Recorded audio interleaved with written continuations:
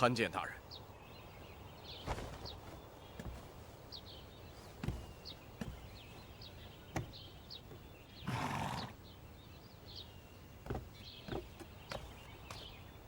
冯总旗，卓大人，你来得很准时啊！大人有何吩咐？齐王大寿的日子马上就要到了，由于朝廷今年的用度紧张，户部本该拨给齐王修建王府的款项，得拖延些日子了。你是了解齐王的，他喜欢炫耀。为了确保王府继续施工，你可授意杨旭伺机向齐王献上3计：大人请讲。圈地、走私、采矿。下官遵命。张13是怎么死的？下官认为，杨旭当下处境并不安全。短短数日，他已经2次险些踏进鬼门关。第一次，刺客误杀了他的侍妾；第2次，多亏张13舍身保护公子，所以才保全了性命。我等所谋全落在这个杨旭的身上，此人万万不可有所闪失。冯大人都3天没进咱们府了，他帮我去打理齐王贺礼了，自然不会来。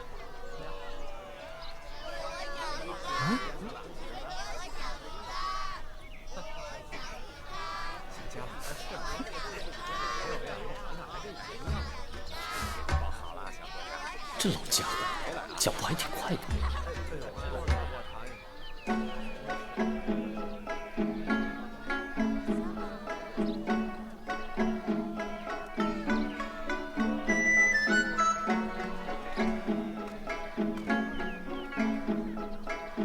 老头，老头，哎，老头，醒醒醒醒，我们少爷叫你呢。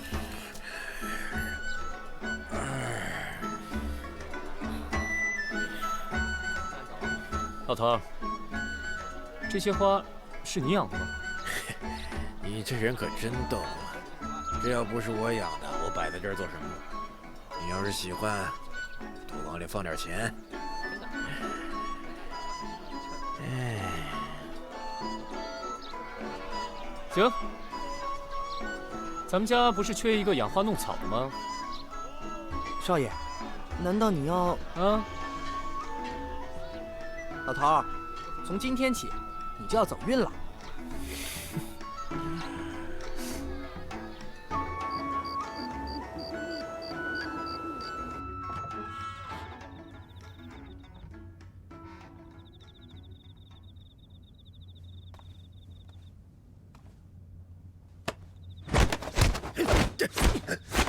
啊！哦，老头，快松手啊！疼！哎呀，功夫一点没见长不说吧？啊，比以前还差了许多。哎，看来你这日子过得不错呀，杨大公子。你还幸灾乐祸？哎，你是不是我爹？我本来就不是你爹。你是哪儿的人？你父母呢？不知道，都不知道。打从我记事起，我就已经在这要饭了。哎呀，那你跟着我吧。嘿嘿，有名字吗？我叫夏雪。不过呢，从今天开始，你得管我叫爹。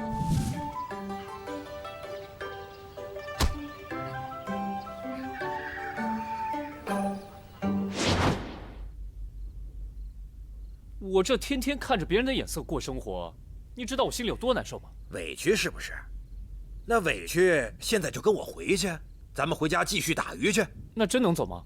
走啊，走还不容易。不过呢，这锦衣卫眼线遍布天下，要走，那你就得做好这一辈子亡命天涯的准备了。那与其如此，我还不如不走。我就把我现在这个杨旭继续演好，等我有一天演熟了之后，我就不用听那个冯锡辉的话了。哎，到时候咱爷俩就在这个大宅子里面就这么一住，我给你养老，怎么样？你要是贪图杨家的富贵就直说，别把我牵扯进去。你这套东西啊，我年轻的时候见多了，不稀罕。是吗？哼，我跟你说，你儿子现在我啊，可是锦衣卫，你不稀罕？锦衣卫有什么了不起的啊？哼，就是你们现在老大站在我面前，那也得乖乖的、恭恭敬敬的叫我一声前辈。锦衣卫的前身叫拱卫司，我曾经是那儿的指挥使。原来你是他们的前辈啊！那有你给我撑腰，我还怕什么冯锡辉啊？你个臭小子，别老想着升官发财的。你知道锦衣卫那是什么地方吗？那儿可是地狱啊！他们拿刀指向别人的时候，也有千万把看不见的刀在指向自己。到了那里，你就不再是个人了，只是皇帝手中的一个杀人工具。我年轻的时候，指挥使经常命令我们互相打斗，如果有手下留情，就绝不姑息，所以稍有不慎，就会命丧黄泉。你们这些狗官，快放了我！放了我！快放了我！后来在大牢中见过不少他们的毒辣手段，到现在想起来也是毛骨悚然呐。这也是我最终选择离开拱卫司的原因。一朝天子一朝臣呐，我已经离开锦衣卫这么久了，哪儿还有说话的分量？怎么着，不服气呀？他们打打杀杀的，跟我有什么关系？我本来扮演的就是杨旭，我是安插在齐王身边的一个眼线，我只要对齐王好不就行了吗？我不去管锦衣卫那些事不就行了？看来你小子真的是一心想要做这个杨旭了吧？是不是啊？说实话，我是看那个冯锡辉滥杀无辜，居心叵测，我不想就这么放过他。哎呀，年轻人呐，就是不知天高地厚啊！我好不容易清闲2天，看来啊，现在又得折腾起这把老骨头喽。锦衣卫之间通常用暗号，比如管酒杯叫连米，官兵叫猛风。在特定的情况下，一个酒杯、一双筷子的摆放位置，都代表着不同的含义。你还要学会一套暗语来分清敌我呀。你和你信任的同僚之间，要有一套只有你们自己知道的暗语。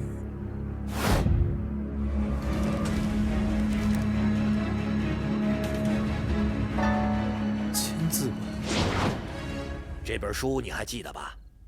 这就是锦衣卫所用暗语的密码本。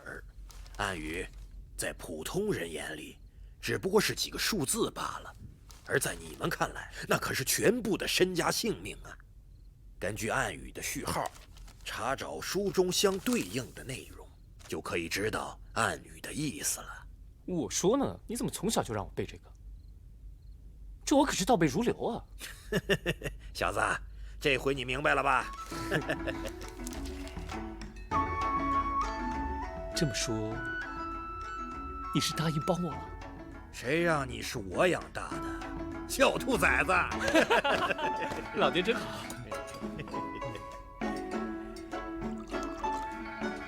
你呀，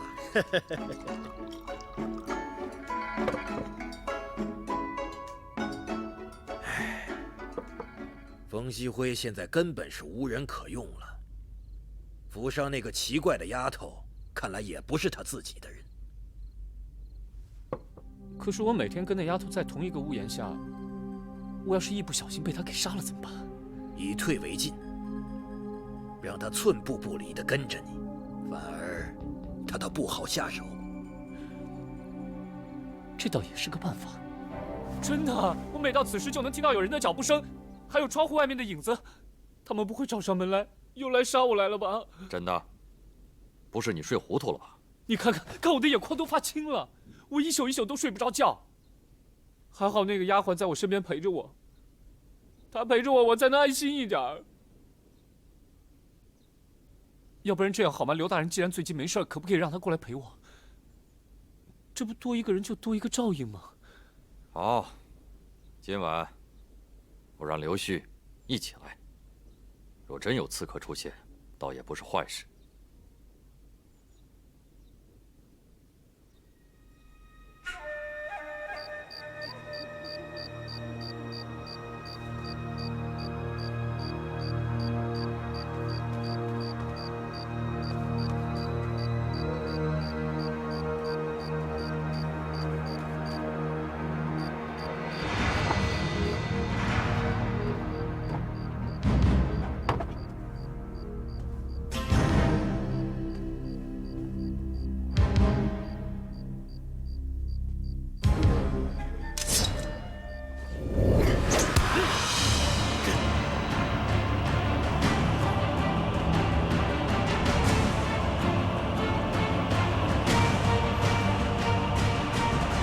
好的一双手拿什么不好，偏偏要拿刀。你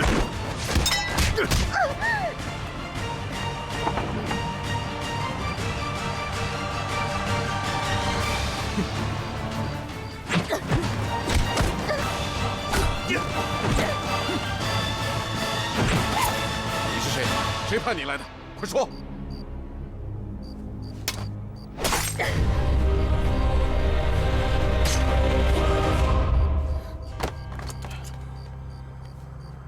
死了，如此训练有素，你不觉得有点像？有点像我们锦衣卫的作风。呀！怎么可能是他呀？大人，他怎么可能是刺客呀？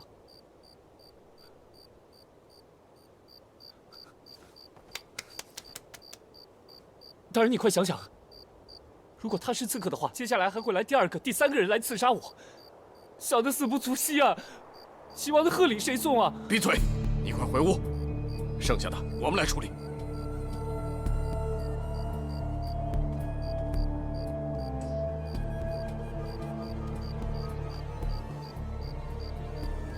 找个地方把尸体埋了。是。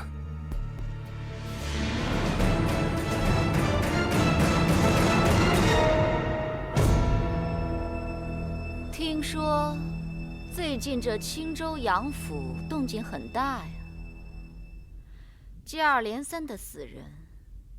你也知道，我这个人呢，见不了血。大人，不是属下不尽心，只是实在敌在暗，我在明，我实在是调不出人手保护杨旭。风夕辉，杨旭此人有多重要？你身在青州多年，难道就想不出一个妥当的办法来护他周全吗？你把所有的情况如实的一一向我说来，别想着打什么小算盘。你有没有说实话，我自然听得出来。比如，这杨旭遇刺后，为什么你们没有马上回青州，而是找了别的地方小住了几日？又为什么？这杨旭回到青州后，坊间的流言四起呢？属下不敢有半点隐瞒。事实就是这样，属下实在是走投无路，想不出别的办法了。如果这夏寻最后还是和杨旭一样，死在了莫名其妙的人手上，冯锡辉，那我就要看看有什么新人能接替你的位置了。大人，根据属下观察，杨旭绝对不是死在什么莫名其妙之人手上，极有可能是……谁这么大胆？是自己人。哼，敢坏我大业，想来也只有他了。冯锡辉，既然已经知道对方是谁，不用我说，你也应该知道该怎么做了吧？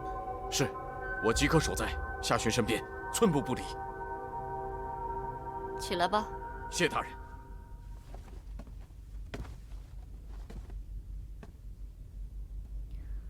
冯锡辉啊，冯锡辉，你着实是太令我失望了。你手中无人可用，为什么就不能借势而为？杨旭如今有3重身份：锦衣卫、青州士绅、齐王门客。你为什么不能借齐王之事达到你自己的目的呢？齐王虽然倚重于他，也不至于派出兵马来保护他。杨旭在齐王心中当然没有这个分量，这点你知道，我知道。可是州府衙门的人却并不知道。能借势的时候借势，不能借势的时候造势，欺上瞒下，无中生有，以虚为实，由狂而真。这些本是我们锦衣卫的惯用手段，怎么才离开了应天府4年功夫，你就把这些手段都忘得干干净净了？多谢大人指点，属下知道怎么做了。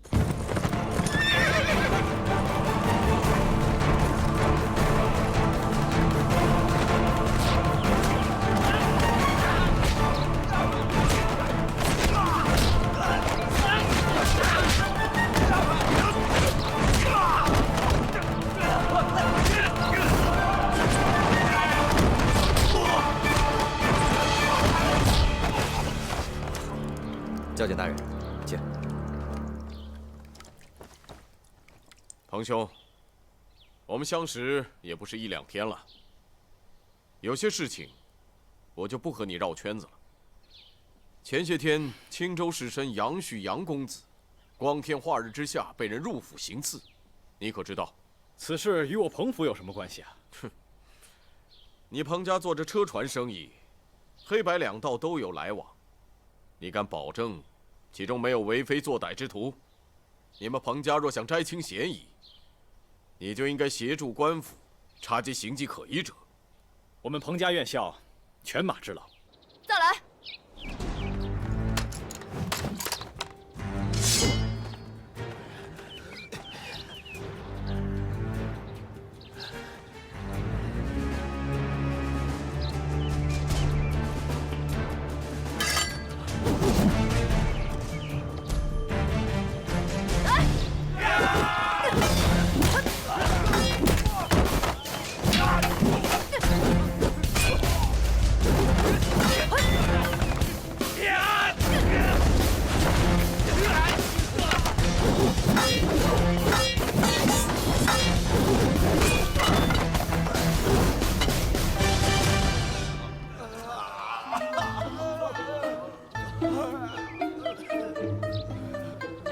别装死了，再来！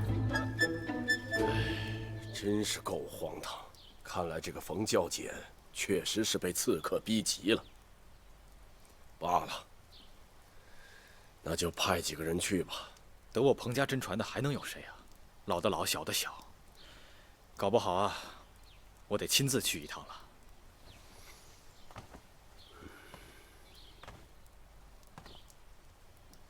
不行不行，青州府谁不认识你？让彭家二爷鞍前马后，就是为了保护那个姓杨的小子。传出去，岂不是丢尽了咱们彭家的脸面？太公，你看子琪去怎么样？子琪，胡闹！一个大姑娘家，那个杨旭又是个有名的好色之徒，那不是把鱼送到猫的嘴里去了吗？有何不可？太爷爷，这杨旭仗着背后有官府为他撑腰，把我们彭家当什么了？说来要人就要人，这件事儿交给我吧，我绝对不会丢了咱彭家的面子，也好让那个姓杨的花花公子知道，什么叫做引狼入室。什么？你给我请了保镖，怎么不跟我说一声？我做事还需要经过你的同意。庞公子，请进来。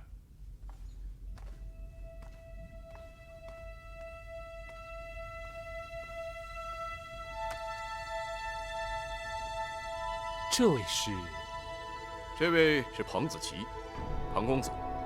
这位就是要请你保护的人，杨公子。彭家的名号，想必你也是听说过的。这一次，为了你的安全，我们特意前往彭家，请人来保护你。彭家的五虎断门刀大大有名，一般不会外传，只有宗族嫡系才有机会学习。彭公子是彭家的嫡系子侄，深得真传。五虎断门刀，有他在，公子可以放心了吧？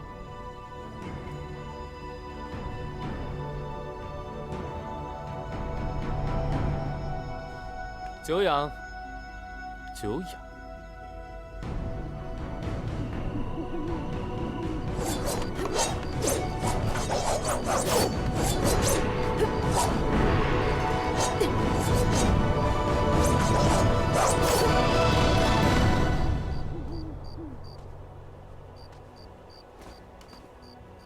看什么看？你这时又准备出去沾花惹草，给人送上小命吗？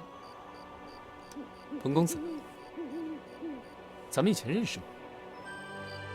风流成性，好花街柳巷，这杨旭杨公子的大名，青州谁人不知，谁人不晓啊？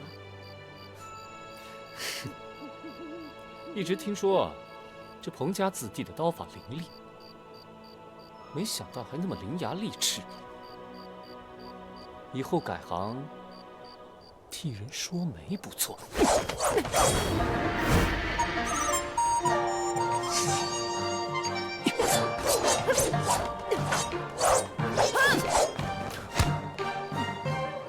这几日你就乖乖的在家待着，做你的缩头乌龟吧。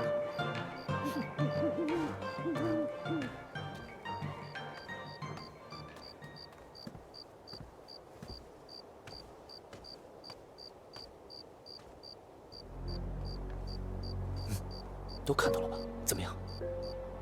是不是那个冯锡辉派人过来监视我呀？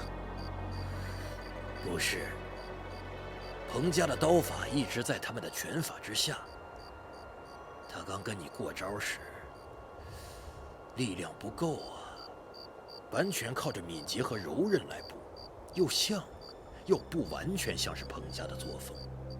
我看了看他的身形，全明白了。他不是彭公子，是彭姑娘。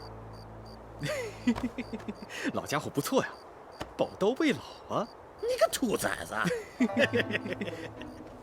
彭公子，我只不过是去茶馆散散心，你不用这么尽职尽业。你这是要做什么苟且之事，非要避着人呢？那我去澡堂子，你也跟着去？我自然也要跟去啊。那太好了，咱们是生死之交，得坦诚相待嘛。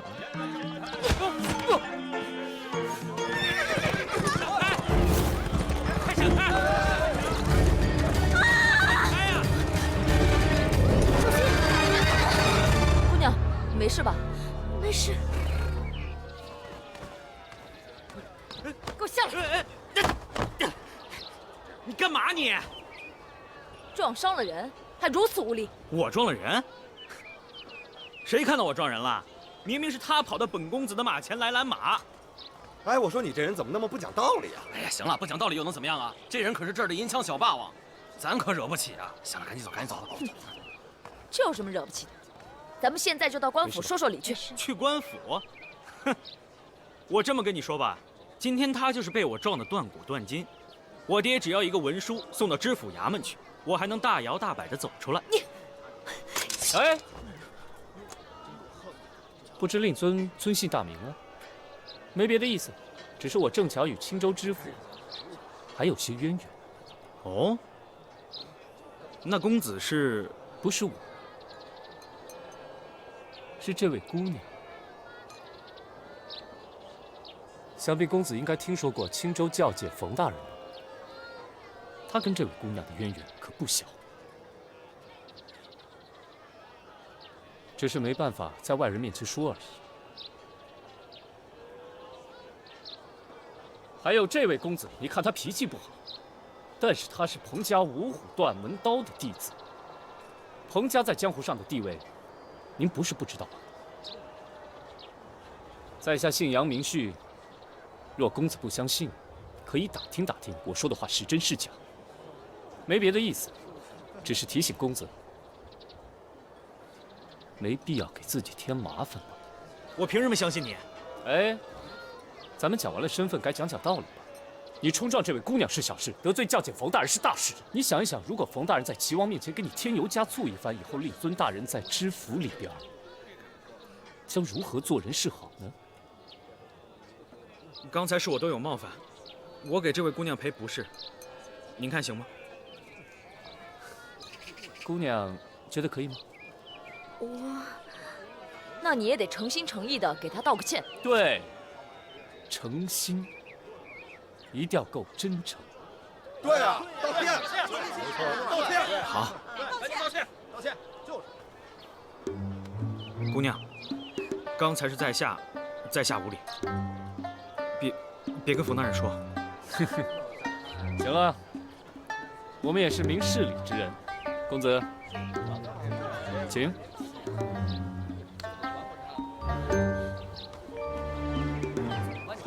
没事了，你去吧。谢谢两位公子。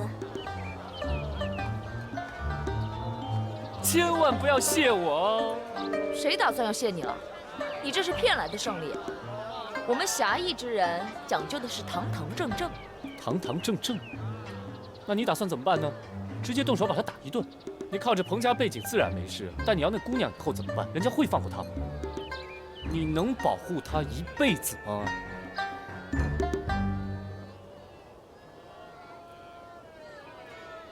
笨！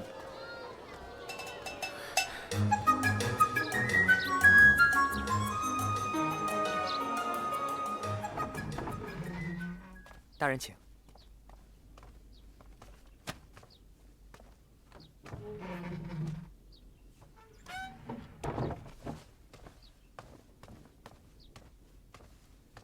大人有何吩咐？明天就是齐王大寿，贺礼我已经准备好了，你直接带过去就是。让大人费心了。这不是重点。你听好了，以往修建齐王府的资金2/3由户部拨款，可是今年户部周转有些困难，这笔款子暂时的停了。以齐王的脾气秉性，绝不肯就此罢休。他想弄钱，很有可能会找到你的头上。冯大人，那我该如何是好啊？这么一大笔资金，我可是万万弄不到啊！有3个法子，可以让齐王迅速积累庞大的财力。你也可以借此更进一步，成为齐王心腹。大人请讲。这第一个法子嘛，朝廷允许齐王择地重建王府，却没有划定具体范围。你可献计于齐王，叫齐王扩充王府新址，这样周围就有几百户居民需要迁离原址。那就是说，要强行让他们搬走？怎么可以强行呢？多落人把柄。你把这王府新址就选在富山好古聚集之处，这些有钱人，每一户都巧尽心思，精心布置。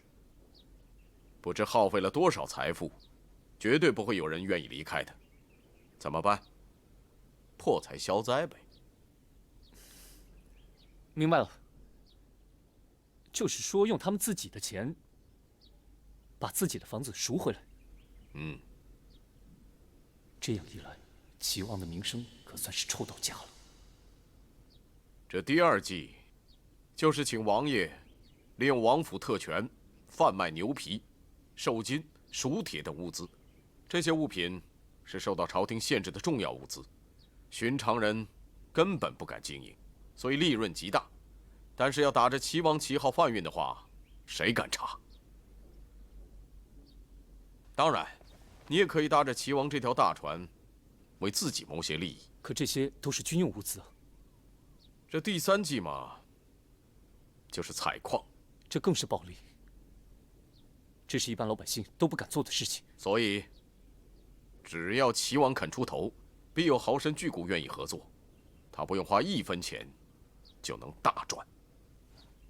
大人果然是英明啊！只是这样一来，会不会激起民愤？咱们此次前来不是为了捉拿逆贼，万一朝廷追究起来……原来你是担心这个。我们是在制造机会，让叛党们自觉暴露。以上种种都是为了让你引起那些叛党的注意。详细情形，你不需要知道。我回去了，你好好做准备。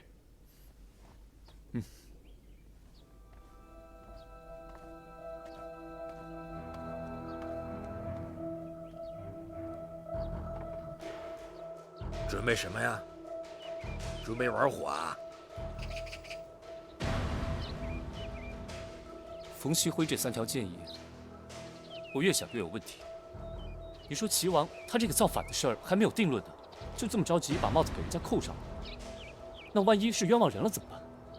我问你啊，失势的锦衣卫要怎么做，才能让自己重新出现在皇帝面前？除非是天下大乱。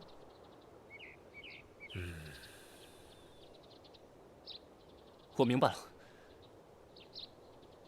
锦衣卫，他们是在自救。他们是为暴力而生的，天下太平，他们就没有用武之地了。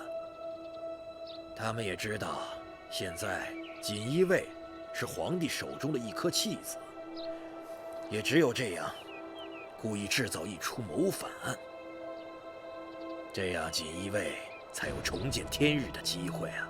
所以他们就故意的去诬陷齐王。老爹，这次我一定不能听他们的。大人里边请啊！好。哟，刘大人，您也来上班了？里边请，里边请。大人您请。大人里边请。大人请。哎，这边请，里边请大人。这还看人下菜啊？路上辛苦了。是嫌你送的不够多，不让进？这点你放心好了。谢谢您赏光来，里边请，里边请。这冯大人准备的贺礼，李大人这边请，是绝对不会错的。哟，杨公子，杨公子来了，王爷已静候多时，请公子随我去见王爷。好，请。哎，公子的下人还不能跟来。那就这样吧，小胖，你呢去找个地方喝茶凉快一会儿，等我跟王爷我们2个叙旧之后，再过来找你。啊？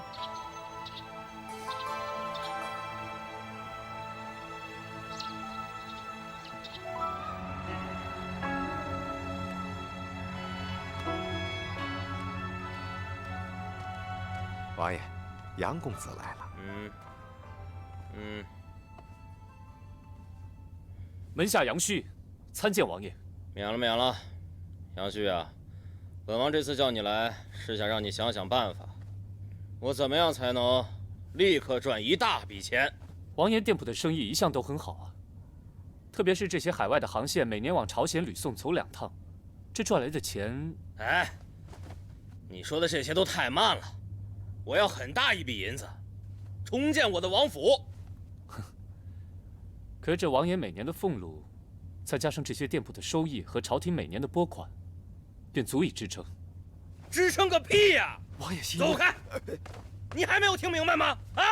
我要的是一大笔钱，我的王府已经开建了，户部的银子到现在一点都没拨下来，我怎么办？把它晾着吗？我丢不起这人，齐王府更丢不起这个人。在下知道，这朝廷的拨款确实缓慢了一些，可是王爷这府邸才建了没几年，应该是不着急搬迁吧？放肆！放肆！放肆！几个兄弟当藩王的时候，就我的府邸最寒酸最差，就4个的王府最阔气。本王好不容易求这么个机会重建王府，怎么着？我现在让他晾着吗？我丢不起这个人。现在立刻给我想办法，想办法！可是在下现在确无上上之计。大胆杨旭！你别忘了，现在的地位身份是谁给你的？一句没办法就想打发我了？做梦！立刻给我想办法，不然我就杀了你！有3个法子，可以让齐王迅速积累庞大的财力。没办法了，先说一个吧。说话呀！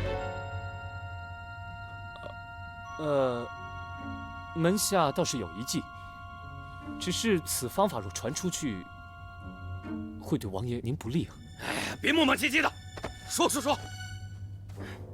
王爷，这个牛皮熟铁是民间禁止交易的东西，有多少人有钱都买不到？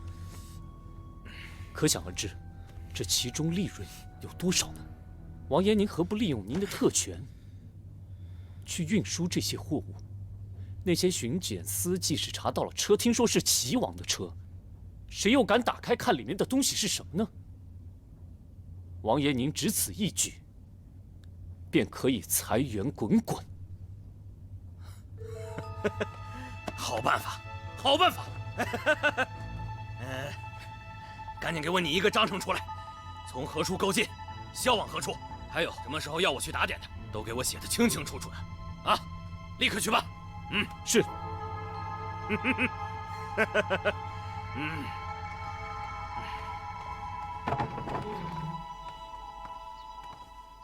我跟你说的3个法子，为什么不在齐王面前全盘托出？不知大人是什么意思？圈地、走私、开矿，你好大的胆子！故意给我忘了是不是？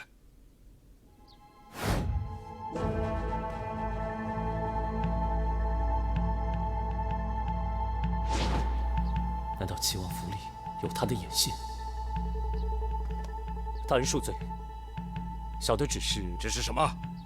小的只是觉得这个采矿的事情，利润虽然是很好，但是他不及走私啊。我只是希望攒足了本钱，再向齐王提议。你倒懂得抓住机会，你想从中捞些好处，也未必不可。不过，你要尽快筹措资金，时间不能太长。开矿采金的主意务必得尽快献上去，否则，本官也不好对上面交代。是。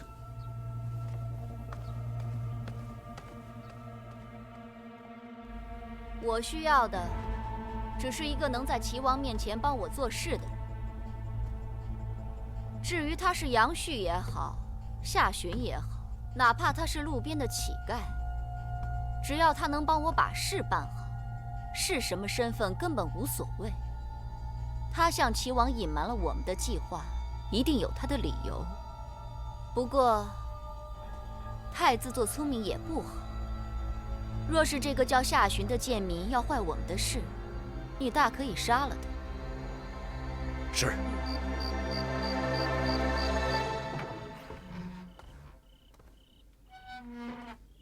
冯大人，杨公子，我刚刚收到我们锦衣卫指挥使的密令，你现在跟我去见他。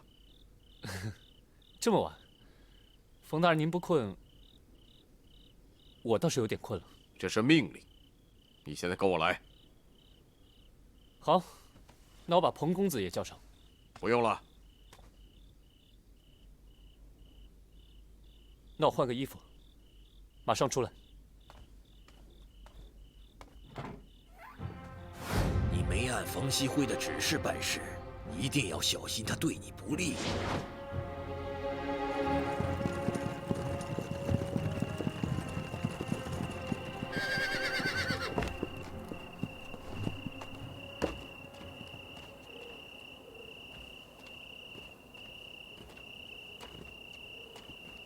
哎，冯大人，咱们这是要去哪儿啊？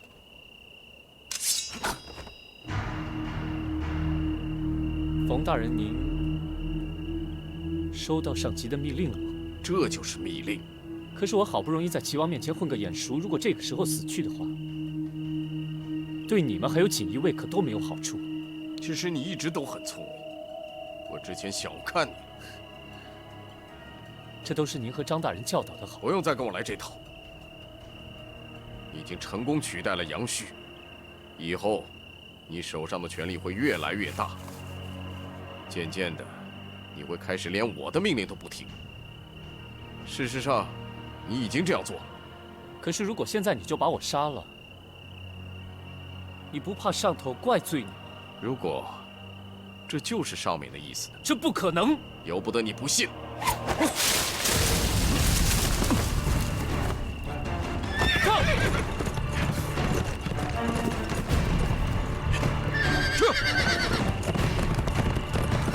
不能让夏军脱身。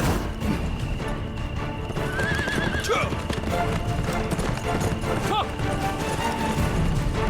撤！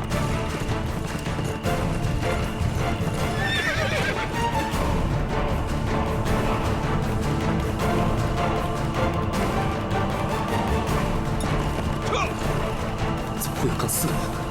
撤！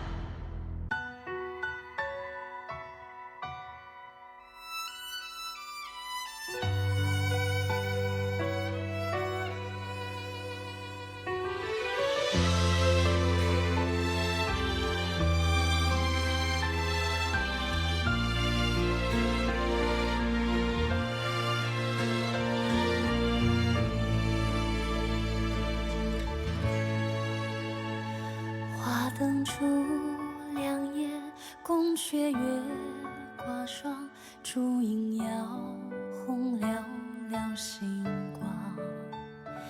一人阁楼上，独醉忆他乡。夜雨听风望远方，月下离愁伤，3000夜未央。纤长梦曾朝朝暮暮，连天风沙降，着你的模样。此去后，天涯路两茫茫，爱恨心